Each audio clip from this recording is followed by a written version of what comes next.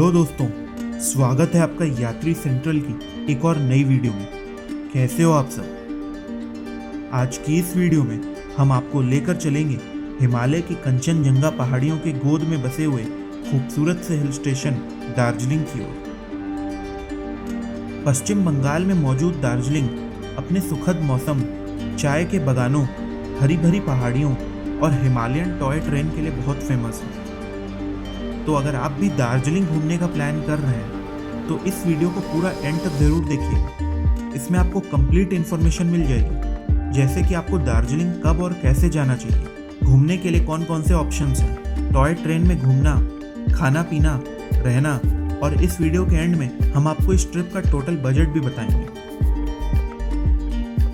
आइए चलते हैं क्वीन ऑफ हिल्स यानी कि दार्जिलिंग की ओर। आप में से बहुत कम लोग ही ये जानते होंगे कि दार्जिलिंग एक समय पर सिक्किम का हिस्सा हुआ करता था। चलिए दोस्तों, वीडियो में सबसे पहले बात करते हैं कि आपको दार्जिलिंग पहुंचना कैसे है। बात करें अगर आप बाई ट्रेन यहाँ पर आना चाहते हैं तो दार्जिलिंग पहुंचने के लिए आपको सबसे पहले न्यू जलपाईगुड़ी रेलवे स्टेशन पर आना होगा। दार्जिलिंग की दूरी यहाँ से 75 किलोमीटर की है। अगर आप बाई फ्लाइट आते हैं तो आपको बागडोगरा एयरपोर्ट पर आना होगा। ये भी दार्जिलिंग से लगभग 70-72 किलोमीटर की दूरी पर पड़ता है। ये दूरी आप टैक्सी से कवर कर सकते हैं, जिसमें आपका 2 से 3 हज़ार रुपये तक लग जाएगा। स्टेशन के बाहर आपको बहुत से ट्रैवल एजेंट्स और टैक्सी ऑपरेटर्स मिल जाएंगे, तो आप वहाँ से अपनी बुकिंग कर सकते हैं। इसके अलावा यहाँ से शेयर टैक्सी भी चलती है, जिसमें आप 300 से 400 रुपये के आसपास में पर पर्सन दार्जिलिंग पहुँच सकते हैं। दोस्तों, यहीं पर ही सिलीगुड़ी बस स्टेशन भी है, जहाँ से आप बस में 100 रुपये में दार्जिलिंग पहुंच जाएंगे। अगर कोलकाता से दार्जिलिंग की बाई रोड दूरी की बात करें तो यह लगभग 650 किलोमीटर की पड़ती है। दोस्तों, आपने दार्जिलिंग हिमालयन रेलवे यानी कि दार्जिलिंग की टॉय ट्रेन का नाम तो सुना ही होगा। दरअसल ये न्यू जलपाईगुड़ी रेलवे स्टेशन से दार्जिलिंग के बीच चलती है। तो आपको भी एक बार तो जरूर अपने परिवार वालों या फिर दोस्तों के साथ दार्जिलिंग जाने या फिर आने के वक्त इस टॉय ट्रेन का लुत्फ उठाना बिल्कुल भी नहीं भूलना चाहिए। इसका टिकट आप IRCTC की ऑनलाइन वेबसाइट से बुक कर सकते हैं। ये अपने आप में एक बहुत ही अनोखा एक्सपीरियंस रहता है।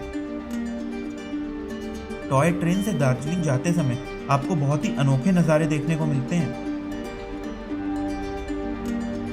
दोस्तों, इसी रूट में बीच में एक घूम रेलवे स्टेशन पड़ता है।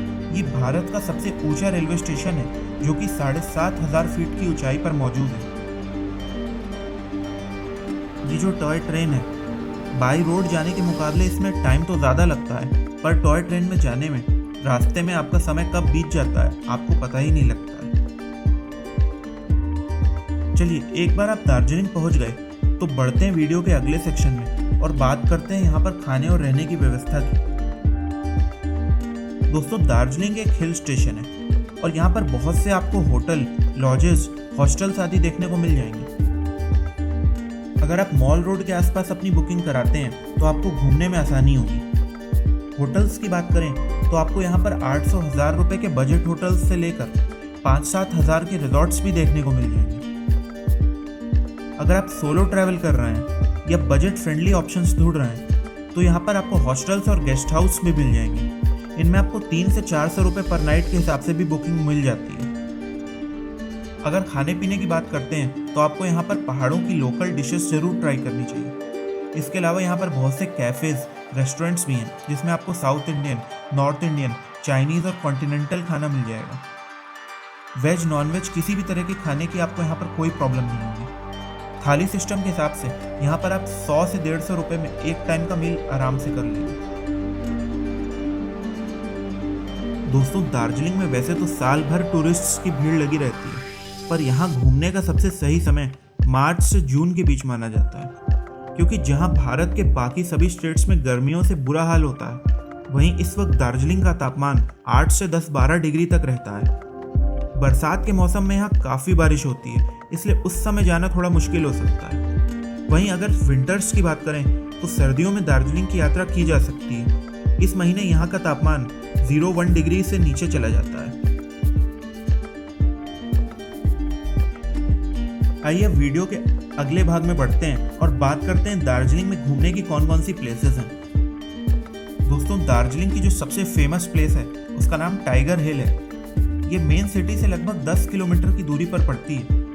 कंचनजंगा के पहाड़ों पर सुबह उगते सूरज को देखना एक बहुत ही बेहतरीन अनुभव रहता है। हालांकि इस दुनिया के तीसरे सबसे ऊंचे पहाड़ों के ऊपर से सनराइज को देखने के लिए आपको 3 से 4 बजे जाना पड़ता है वहां पर। इसके बाद बढ़ते हैं अपनी नेक्स्ट प्लेस की ओर, यानी कि रॉक गार्डन। इस गार्डन की खासियत यह है कि इसे पहाड़ों और चट्टानों से काट कर बनाया गया है, इसी वजह से इसका नाम रॉक गार्डन है। दार्जिलिंग घूमने आए सभी नेचर लवर्स यानी कि प्रकृति प्रेमियों के लिए ये जगह सबसे फेवरेट पर्यटन स्थलों में से एक है। यहाँ पर एक वाटरफॉल भी है जो इस जगह को और भी सुंदर और आकर्षित बना देती है। जैसा कि आपने हर हिल स्टेशन पे देखा होगा, उसी प्रकार दार्जिलिंग में भी एक मॉल रोड है जो कि काफ़ी फेमस है। यहाँ पर बहुत से फेमस बढ़िया मार्केट्स बने हुए हैं जहाँ पर आप लोकल ट्रेडिशनल फूड खा सकते हैं, ट्रेडिशनल ड्रेसेस पहन के फोटो खिंचा सकते हैं या फिर उन्हें खरीद भी सकते हैं। इसके साथ ही साथ दार्जिलिंग के कल्चर का आनंद ले सकते हैं। अगर आपका होटल इसी एरिया में है तो इस प्लेस को आप शाम में भी घूमने का प्लान कर सकते हैं। अब आप दार्जिलिंग घूमने आए हैं तो यहाँ के चाय के बागानों को मिस करना तो बिल्कुल भी नहीं बनता है। आपको यहाँ पे हिल कार्ट रोड के नीचे स्थित हैप्पी वैली टी स्टेट देखने को मिल जाएगी, जो कि यहाँ घूमने लायक जगहों में सबकी फेवरेट है। खासकर मार्च से मई के दौरान जब चाय की पत्तियों को निकलने का समय आता है तो यहाँ पर जाना बहुत ही यूनिक एक्सपीरियंस रहता है। यहाँ पर एक नॉमिनल सी एंट्री फीस होती है जिसको देकर आप अंदर जा सकते हैं और चाय के बारे में बारीकी से जान सकते हैं। फोटोग्राफी के लिए भी ये एक बहुत ही बेहतरीन जगह हो सकती है। चलिए बात करते हैं अपनी अगली प्लेस की। इसका नाम है बतासिया लूप। दोस्तों, दार्जिलिंग की आप जब भी फोटोज देखते होंगे तो बतासिया लूप की फोटो आपने जरूर देखी होगी। इसे गोरखा सैनिकों की याद में सन 1995 में बनाया गया था। ये रेलवे ट्रैक की एक बड़ी सी लूप है जो कि पहाड़ों के ऊपर स्थित है। इसी लूप पे से टॉय ट्रेन 360 डिग्री पर घूमते हुए जाती है। इस टॉय ट्रेन के लूप के बीच में ही एक वॉर मेमोरियल भी स्थित है। दूर दूर तक पहाड़ों और बादलों से घिरी हुई ये प्लेस आपको बहुत ही खूबसूरत लगेगी। खासकर अगर आप बारिश के मौसम में जाते हैं तो कहना ही क्या। दोस्तों, दार्जिलिंग की एक और चीज काफी फेमस है, वो है यहाँ की रोपवे यानी कि उड़न खटोला। ये भारत की कुछ सबसे लंबी रोपवे में से एक है। दार्जिलिंग से सिंगला बाजार के बीच इस रोपवे पर यात्रा करने वाले टूरिस्ट यहाँ पर मौजूद चाय के बागानों को देख सकते हैं। इसके अलावा यहाँ से हरे भरे पहाड़ियाँ और बारिश के मौसम में खूबसूरत वाटरफॉल्स बहुत ही खूबसूरत लगते हैं। तो इन दृश्यों का दीदार करने के लिए आपको दार्जिलिंग की रोपवे पर एक बार तो जरूर बैठना चाहिए। इसके बाद हमारी जो नेक्स्ट प्लेस आती है उसका नाम है घूम मॉनेस्ट्री। दोस्तों, हमने वीडियो में जैसे पहले आपको बताया था कि यहाँ पर एक घूम रेलवे स्टेशन है, तो ये मॉनेस्ट्री भी उसी के पास ही मौजूद है, तो आप यहाँ पर भी विजिट कर सकते हैं। बढ़ते हैं अपनी नेक्स्ट प्लेस की ओर, जिसका नाम है जापानीज पीस पैगोडा। ये एक बौद्ध मठ है और यहाँ पर आपको जाकर अलग ही शांति का अनुभव होता है, तो आप अपनी विजिट में कुछ देर यहाँ पर भी जरूर बिताइएगा। अगर आपके साथ बच्चे हैं या फिर आप भी एनिमल लवर हैं तो दार्जिलिंग में भी एक जू मौजूद है, तो आप यहाँ पर जा सकते हैं। दार्जिलिंग का रेड पैंडा और स्नो वाला तेंदुआ काफ़ी फेमस है। आपको जू में ये दोनों ही देखने को मिल जाएंगे। चलिए दोस्तों, अब वीडियो के अगले सेक्शन में हम बात करते हैं कि आपको दार्जिलिंग की इन सभी प्लेसेस को कैसे घूमना है और कितने दिन का ट्रिप बनाना चाहिए। आप जब भी दार्जिलिंग घूमने आए तो मिनिमम 2 नाइट्स और 3 डेज का ट्रिप जरूर बनाइए।